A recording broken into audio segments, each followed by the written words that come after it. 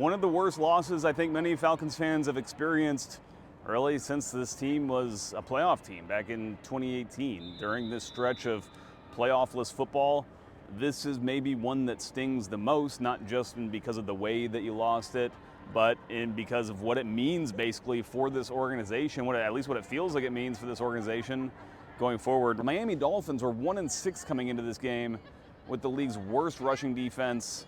They hold Bijan Robinson, this Falcons rushing attack, to basically nothing substantial. The Falcons offense does basically nothing until the very end of the game. They put up a garbage time touchdown, and there's nothing good to say about the Falcons coming out of this game. In fact, it's probably not even worth kind of going through some of the notes, some of the numbers in terms of what even happened. All you have to know is that it was basically the worst loss you can possibly sustain in this league, which we thought we had already been through.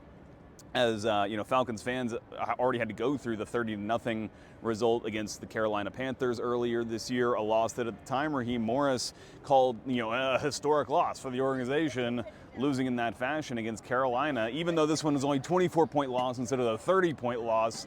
First of all, no, you should never lose in the NFL at those kinds of margins, especially if you consider yourself a playoff caliber team like the Falcons do.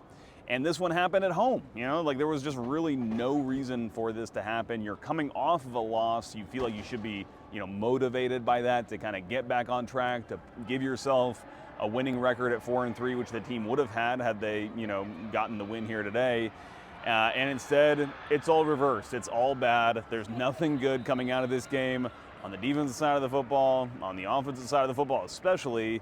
Parker Romo makes a kick. Maybe that's the one positive you could have coming out of this game.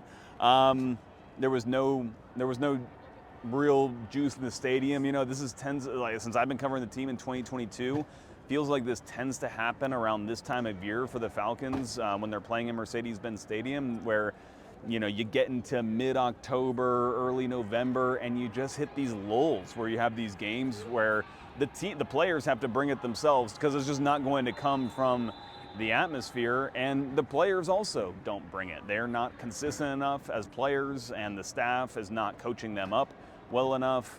Again, not just today, but just over the course of the last several years. And it's been these kinds of losses that have ultimately held the Falcons out of the playoffs that they're so desperate to get back to.